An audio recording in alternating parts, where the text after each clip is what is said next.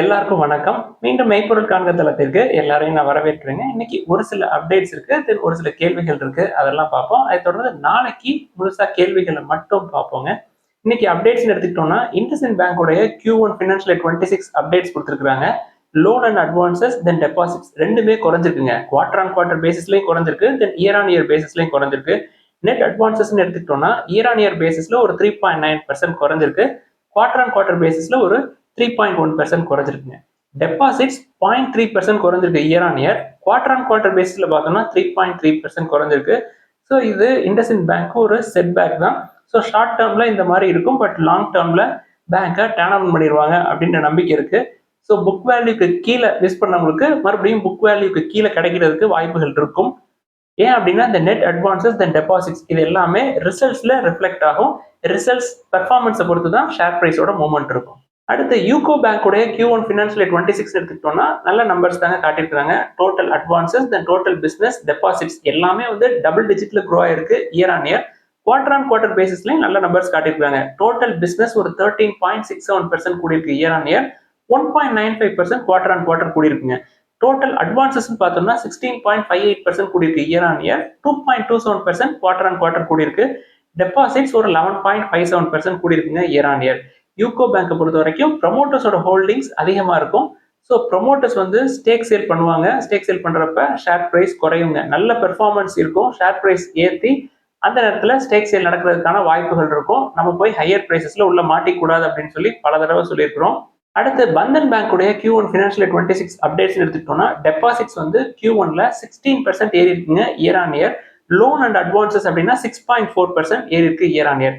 Quarter on quarter பேசிஸ்ல பார்த்தோம்னா deposits ஏறி இருக்குங்க 2.3%, பட் லோன் அண்ட் அட்வான்சஸ் 2.5% கீழே விழுந்திருக்கு. இது பேங்கிங் செக்டார்ல நம்மளுக்கு இன்னைக்கு கிடைச்ச அப்டேட்ங்க.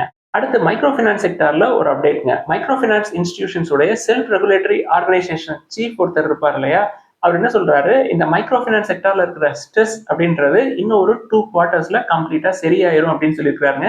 நம்ம ஏற்கனவே முத்தூட் மைக்ரோஃபினையும் ஸ்பந்தனா ஸ்பூர்த்தியையும் ரொம்ப குறைச்ச விலையில கன்சிடர் பண்ணி வச்சிருக்கிறோம். ஸோ வெயிட் பண்ணுவோம். ஒரு 2 to 3 இயர்ஸ் ஹோல்ட் பண்ணோம் அப்படின்னா அதுக்குள்ளேயே நம்மளுக்கு நல்ல ரிட்டர்ன் கிடைக்கிறதுக்கு வாய்ப்பு இருக்கு. அடுத்து டாடா மோட்டார்ஸ் எடுத்துக்கிட்டோம்னா ஃபினான்ஷியல் 25 முடிவில் சிஎன்ஜி டிஸ்பேச்சஸ் அப்படின்றது அதிகமாக இருந்திருக்குங்க. அதாவது டீசல் எலக்ட்ரிக் இது ரெண்டையும் ஆட் பண்ணோம் அப்படின்னா அந்த நம்பர்ஸை விட சிஎன்ஜி நம்பர்ஸ் வந்து அதிகமாக இருக்கு. குறிப்பா டீசல் எலக்ட்ரிக் இது ரெண்டையும் ஆட் பண்ணோம் அப்படின்னா 1,33,776 யூனிட்ஸ் வந்து டிஸ்பேச் பண்ணியிருக்காங்க. சிஎன்ஜி அதை விட அதிகம் 1,39,460 யூனிட்ஸ் வந்து கொடுத்துருக்காங்க. ஃபினான்ஷியல் 25 பொறுத்த வரைக்கும் மஹேந்திரா அண்ட் மஹேந்திராவுக்கும் டாடா மோட்டார்ஸ்க்கும் உள்ள டோட்டல் சேல்ஸ்ல டிஃபரன்ஸ் பார்த்தோம் அப்படின்னா ஒரு 2,500 யூனிட் தாங்க டிஃபரன்ஸ் இருக்கும். Mahindra and Mahindra 5,51,487 units dispatch பண்ணியிருக்காங்க. டாடா மோட்டார்ஸ் வந்து 5,53,591 யூனிட்ஸ் வந்து டிஸ்பேச் பண்ணியிருக்காங்க. டாடா மோட்டார்ஸோட ஓவரால் சேல்ஸ்ல இந்த சிஎன்ஜியோட கான்ட்ரிபியூஷன் அப்படின்றது 25% இருக்குங்க. அடுத்து ஏடபிள்யூஎல் அக்ரி நிறுவனத்தினுடைய பிசினஸ் அப்டேட் வந்திருக்குங்க. Q1 ஃபினான்ஷியல் 26க்கு ரெவன்யூ வந்து 21% ஏறி இருக்கு. என்ன காரணம் அப்படின்னா காஸ்ட் ஏறினது கூட காரணமா இருக்கலாம். பட் ஓவரால் வால்யூம் அப்படின்னு பார்த்தோம்னா 4% குறைஞ்சிருக்குங்க. குறிப்பா எடிபிள் ஆயிலோட சேல்ஸ் அப்படின்றது 2% குறைஞ்சிருக்கு. என்ன காரணம் அப்படின்னா இந்த பாம் ஆயில் சேல்ஸ் வந்து குறைஞ்சதுனால ஓவராலா சேல்ஸ் வால்யூம் குறைஞ்சிருக்குங்க. பிராண்டட் எடிபிள் ஆயில் எடுத்துக்கிட்டோம்னா சிங்கிள் டிஜிட் க்ரோத் தான் பார்க்க முடியும் அப்படின்னு சொல்லியிருக்காங்க. கம்பெனியை பொறுத்த வரைக்கும் ஒரு நல்ல விஷயம் என்ன அப்படின்னா இ காமர்ஸ் செக்மெண்ட்ல நல்ல க்ரோத் காட்டியிருக்காங்க. அதாவது 75% இயர் ஆன் இயர் க்ரோ ஆயிருக்காங்க. கம்பெனியோட வேல்யூவேஷன் பார்த்தோம்னா 27 டைம்ஸ் ஏர்னிங்ஸ்ங்க. ஸ்மால் கேப்க்கு இவ்வளோ ஏர்னிங்ஸ் வந்து கொடுக்க முடியாது. அடுத்து விஆர்எல் லாஜிஸ்டிக்ஸ் எடுத்துக்கிட்டோம்னா கம்பெனியோட போர்டு வந்து ஷேர் ஹோல்டர்ஸ்க்கு ஒரு ஷேர் ஃப்ரீயா கொடுக்கறதுக்கு அப்ரூவ் பண்ணியிருக்காங்க. 1:1 போனஸ் போடுறாங்க. ரெக்கார்ட் டேட் எதுவும் சொல்லலை, ஆனால் செப்டம்பர் 2ஆம் தேதி இல்லை அதுக்கு முன்னாடி உங்களுக்கு போனஸ் ஷேர்ஸ் கிரெடிட் ஆயிரும் அப்படின்னு சொல்லியிருக்காங்க. ஸோ ரெக்கார்ட் டேட் வர்றப்ப நம்ம சொல்லுவோம். இப்போ அதாவது போனஸ்க்காக நம்ம கன்சிடர் பண்ண முடியாதுங்க. வேல்யூவேஷன் வந்து 28 டைம்ஸ் ஏர்னிங்ஸ். ஏற்கனவே உங்கள்கிட்ட விஆர்எல் லாஜிஸ்டிக்ஸ் இருந்தது அப்படின்னா ஒரு நல்ல வேல்யூ அன்லாக்கிங்காக இருக்கும். அடுத்து ஐஆர்பி யூனிட் எடுத்துக்கிட்டோம்னா கம்பெனியுடைய யூனிட் ஹோல்டர்ஸ் வந்து 3 SPVஸ்ல 100% ஈக்விட்டியை அக்வயர் பண்றதுக்கு அப்ரூவல் வந்து கொடுத்துருக்காங்க. எல்லாமே வந்து ரோட் ப்ராஜெக்ட்ஸ் தான். DBFOT அப்படின்னு சொல்லுவோம்ல, design, build, finance, operate and toll. So இந்த 3 SPVஸோட என்டர்பிரைஸ் வேல்யூ எவ்வளோ அப்படின்னா 8,436 crores சொல்றாங்க. ஸோ இது ஐஆர்பி யூனிட் ஹோல்டர்ஸ்க்கு ஒரு நல்ல செய்திங்க. அடுத்து பாரத் ஃபோர்ஜ் எடுத்துக்கிட்டோம்னா கம்பெனி வந்து AAM இந்தியா மேனுஃபேக்சரிங் பிரைவேட் லிமிடெடா அக்வயர் பண்ண போறாங்க அப்படின்ற செய்திகள் ஏற்கனவே வந்திருந்ததுங்க. அந்த அக்விசிஷனை சக்சஸ்ஃபுல்லா முடிச்சிருக்காங்க. இந்த அக்விசிஷன் எதுக்கு அப்படின்னா பாரத் ஃபோர்ஜை பொறுத்த வரைக்கும் அவங்களோட ஆட்டோமேட்டிவ் ப்ராடக்ட் போர்ட்ஃபோலியோவை எக்ஸ்பேண்ட் பண்றதுக்காக இந்த அக்விசிஷன் முடிச்சிருக்காங்க. ஒர்த் எவ்வளோ அப்படின்னா ஒரு 750 கோடி ரூபாய் இருக்குங்க. இது பாரத் ஃபோர்ஜுக்கு ஒரு நல்ல அப்டேட். அடுத்து டாடா பவர் எடுத்துக்கிட்டோம்னா கம்பெனி வந்து நெக்ஸ்ட் 2 இயர்ஸ்ல ஒவ்வொரு வருஷமும் ஒரு 23,000 கோடி நாங்க இன்வெஸ்ட் பண்ணுவோம் அப்படின்னு சொல்லியிருக்காங்க. என் சந்திரசேகரன் அவர்கள் இதை சொல்லியிருக்கிறாங்க, டாடா குழுமத்தினுடைய சேர்மன். டாடா பவரை பொறுத்த வரைக்கும் ஃபுல் ஃபோக்கஸ் வந்து கிரீன் எனர்ஜில தான் இருக்கும் அப்படின்றது தான் அவங்களோட ஸ்ட்ராட்டஜியா இருந்தது. ஆனா என் சந்திரசேகரன் அவர்கள் என்ன சொல்றாங்க, இந்த டிமாண்ட் அப்படின்றது அதிகமாயிட்டே இருக்கு. அந்த டிமாண்டை மீட் பண்றதுக்கு நாங்க எங்களோட ஸ்ட்ராட்டஜியை ரீதிங்க் பண்ண வேண்டிய நிலைமை வந்திருக்கு அப்படின்னு சொல்றாரு. அதாவது coal fired power plant side Tata power move ஆகிற மாதிரி தெரியுதுங்க. ஸோ டாடா பவரை பொறுத்த வரைக்கும் நியூ கோல் ஃபயர்ட் ப்ராஜெக்ட்ஸை எதிர்பார்க்கலாம். இந்த டாடா பவருடைய subsidiary Tata power renewables limited இருக்கு இல்லையா, அதை ஃபியூச்சர்ல நாங்கள் தனியாக டிமர்ஜ் பண்ணுவோம் அப்படின்னு சொல்லியிருக்காரு. உடனே அது நடக்காது, பட் நம்மளுக்கு ஒரு ஹிண்ட் வந்து கொடுத்துருக்காருங்க. தென் டாடா பவர் ரினியூபிள்ஸ் லிமிடெடோட Q1 ஃபினான்ஷியல் இயர் 26 அப்டேட் எடுத்துக்கிட்டோம்னா 752 மெகாவாட் சோலார் ப்ராஜெக்ட்ஸ் வந்து கமிஷன் பண்ணியிருக்காங்க இந்த Q1ல மட்டுமே.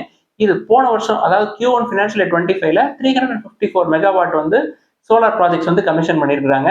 ஸோ டாடா பவரை பொறுத்த வரைக்கும் total utility scale operational capacity அப்படின்றது 5.6 ஜிகாவாட்டா இருக்குங்க. அதாவது டாடா பவர் ரினியூபிள் எனர்ஜி லிமிடெடை பொறுத்த வரைக்கும். ஸோ அடிஷ்னலா 1.7 ஜிகாவாட் நாங்கள் இந்த ஃபினான்ஷியல் இயர் 26ல ஆட் பண்ணுவோம் அப்படின்னு சொல்லியிருக்காங்க. ஸோ டாடா பவருக்கு இது ஒரு நல்ல அப்டேட். அடுத்து இன்னைக்கு கேள்விகளுக்குள்ள போயிடலாங்க. ஃபர்ஸ்ட் ஒரு நண்பர் வந்து ஒரு ஷேரை எப்போ விற்கிறது அப்படின்னு சொல்லி கேட்டிருக்காங்க. நம்மளுக்கு வந்து எப்போ அந்த ஷேரை வாங்குனீங்க அப்படின்றது உங்களுக்கு தாங்க தெரியும். அதனால எத்தனை பெர்சென்ட்ல நம்ம வந்து கொடுக்கலாம் அப்படின்னு சொல்லி கேட்டிருக்காங்க.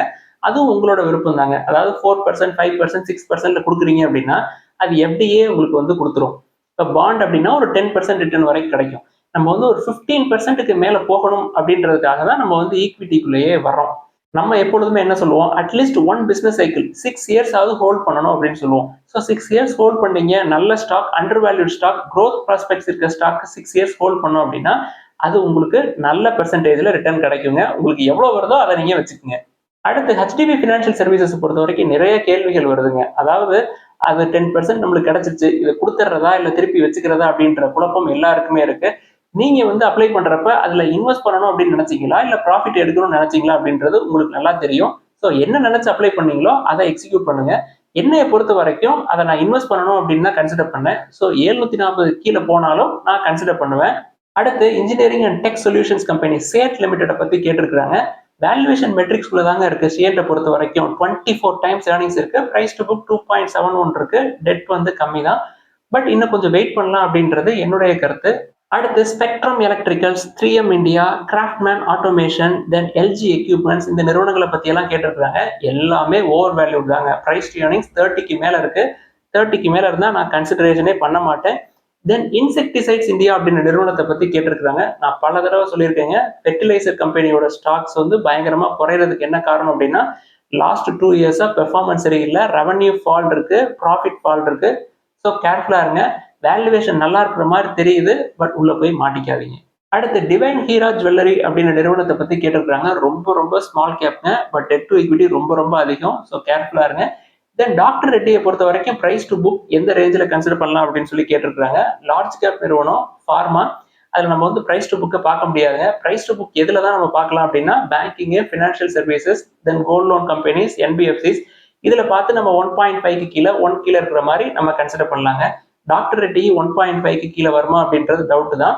ஸோ குறைஞ்சா நம்ம கன்சிடர் பண்ணலாங்க. PE வந்து 20க்கு கீழே தான் இருக்கு, இப்போதுமே நல்ல வேல்யூவேஷன்ல தான் இருக்கு.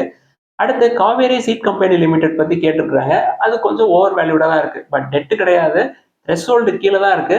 பட் 1100க்கு மேல இருக்குன்னு நினைக்கிறேங்க. 1000 கீழே வரட்டும். பட் இப்போ நீங்க கன்சிடர் பண்ணி அது வந்து 700 வந்தாலும் பரவாயில்ல, நான் வந்து ஆவரேஜ் பண்ணுவேன், த்ரெஷ்ஹோல்டுக்கு கீழே தானே இருக்கு, 24, 25 டைம்ஸ் ஏர்னிங்ஸ் தான் இருக்கு, நான் தைரியமா கீழே இறங்கினாலும் எனக்கு ஆப்பர்ச்சுனிட்டி நினைப்பேன் அப்படின்னு நீங்க ஃபீல் பண்ணீங்கன்னா இப்பயே கன்சிடர் பண்ற லெவல்ல தான் இருக்கு. அடுத்து கேப்ரியல் இந்தியா அப்படின்ற நிறுவனத்தை பத்தி எழுதியிருந்தாங்க. 60 டைம்ஸ் பக்கமா ஏர்னிங்ஸ் இருக்குங்க. ரொம்ப ரொம்ப ஓவர் வேல்யூ. இப்ப ரீசெண்டா உடனே மேலே ஏறி இருக்கு அப்படின்னு சொல்லி நம்மளும் உள்ள போனோம் அப்படின்னா மாட்டிக்குவோம். எல்லாரும் ஒரு சைடு ஆர்வப்பட்டு ஒரே பக்கமா ஓடுறாங்க அப்படின்னா அந்த சைடு நம்ம ஓடக்கூடாது. எல்லாரும் பயந்துகிட்டு தெரிச்சு ஒரு ஸ்டாக் அவுட் வெளில ஓடுறாங்க அப்படின்னா அதுலதான் நம்ம ஆப்பர்ச்சுனிட்டி கிடைக்குதா அப்படின்னு பார்க்கணுங்க. இந்த மாதிரி ஒரே நாள்ல 10%, 20% ஏறுது, ஒரே நாள்ல ஒரு வாரத்துல 25%, 50% ஏறுது அப்படின்னு சொல்லி உள்ள போய் நம்ம மாட்டிக்க கூடாதுங்க. எந்த ஸ்டாக்கா இருந்தாலும் சரி, இந்த மாதிரி சடன் ரைஸ் இருந்தா சடன் ஃபால் கண்டிப்பா இருக்கும் அப்படின்றத தெளிவா நம்ம புரிஞ்சுக்கணுங்க. எந்த மாதிரி இருக்கக்கூடாது அப்படின்னா, ஒரு ஷேரை நீங்க கன்சிடர் பண்றீங்க. ஃபார் எக்ஸாம்பிள் ஹெச்டிபி ஃபினான்ஷியல் சர்வீசஸே வச்சுக்கோமே. 740 நம்ம வந்து லாட் அப்ளை பண்ணோம். இப்போ அது 10% ஏறினதுக்கு அப்புறம் 10% நம்மளுக்கு கிடைக்குது அப்படின்னு சொல்லி உடனே ட்ரேடர் சைடு மாறிடுறது. இல்ல 740ல இருந்து கீழே வந்தோடனே நம்ம வந்து லாங் டேர்ம் ஹோல்ட் பண்றதுக்காக நம்ம இதை வச்சுக்கோம் அப்படின்னு சொல்லி இந்த சைடு குதிச்சிடுறது. மதில் மேல் பூனை மாதிரி எங்கிட்டு போறோம் அப்படின்றது நமக்கே கிளாரிட்டி இல்லாம இருக்கக்கூடாதுங்க. இன்வெஸ்ட்மெண்ட்டை பொறுத்த வரைக்கும் ஒன் பிசினஸ் சைக்கிளா 6 இயர்ஸா கண்டிப்பா ஹோல்ட் பண்றோம். அது ஏறுதோ இறங்குதோ, இறங்கினா ஆவரேஜ் பண்றோம், ஏறுனா விட்டுருவோம். இதுதாங்க ஸ்ட்ராட்டஜி. அப்பதாங்க வந்து நம்மளுக்கு நல்ல ப்ராஃபிட் 15%க்கு மேல கிடைக்கும் இயர் ஆன் இயர் பாக்குறப்ப. இதெல்லாம் தான் இன்னைக்கு டிஸ்கஸ் பண்ணணும்னு நினைச்சோம். ஏதாவது சந்தேகங்கள் கேள்விகள் இருந்தா எழுதுங்க. எல்லாத்தையும் தொடர்ந்து டிஸ்கஸ் பண்ணுவோம். எல்லாருக்கும் நன்றி.